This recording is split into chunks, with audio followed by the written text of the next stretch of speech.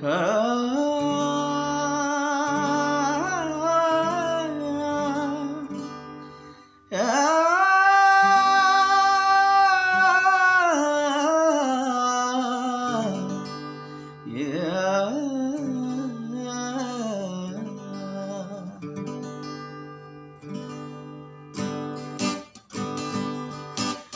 थुनलाइ गेवलां सारबाय बर' हारिमु हायना सारफ्रावबाय बर' थुनलाइ गेवलां सारबाय बर' हारिमु हायना सारफ्रावबाय बिबार बारिनि समायना बिबारफोर बायदि अख्रां सानि जोंथि माथि हाथरखिफोर बायदि बुहुमाव आबुं महरै बुहुमाव आबुं महरै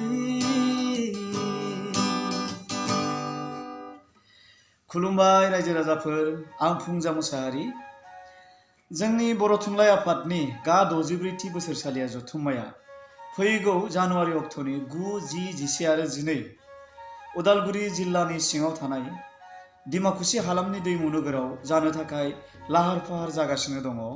दा बेनिखायनो गासैबो बुहुमनि खना खनला गोसारनानै थानाय गासै बर' रायजो राजाफोरखौ बै सानखालि लैहोर लैहोर फैनानै बयखौबो बाहागो लाफैनो थाखाय आङो बर' थुनलाइ आफादनि जानानै नोंथांमोनखौ खुलुमनायजों बरायनाय बावहरबाय। बेजों लोगोसे जोङो मोनथिनो मोन्दों जे जोंनि बे थुनलाइ आफादनि हाबाफारियाव जोंनि साखाथि फाखाथि थानाय जेरै भुटान, नेपाल, बांलादेश आरो लोगोसे इन्ड'नेसियानिफ्राय थान्दै बिथांमोना बेयाव बाहागो लाफैगोन होननानै जों रोखा जाबाय। आरो लोगोसे बै हाबाफारिजों लोब्बा लाखिनानैनो जानुवारि 6 अक्ट'निफ्रायनो बै हाबाफारिनि दिन्थिफुंसालिखौ बेखेवनायनि थाखाय बानजायगिरि बिथांमोना थाम-थिम खालामदों। दा बै दिन्थिफुंसालियाव नोंथांमोना बर'नि गोबां हारिमुवारि दिन्थिफुंनायखौ नुनायजों लोगोसे बेवहाय बर'नि माखासे थियाटारफोरखौबो नुनो मोनगोन आरो बेजों लोगोसे फोरमायनो मोननानै गोजोननाय मोनगोन जोंनि जेसेबां बर'नि गेजेराव माखासे रिनन आर्टिस्टफोर सेनियर आरो जुनियर बिथांमोनाबो गासिबो बाहागो लाफैजोबगोन। आरो लोगोसे बै हाबाफारियावनो जोबनाय सानखालि माने 12 अक्ट'खालि जोंहा बलिउडनि सासे रिनन सिंगार मुंदांखा सिंगार खोब मेल'डियास सिंगार बिथां मनालि ठाकुराबो बाहागो लागोन होननानै जोङो मोनथिनो मोनबाय।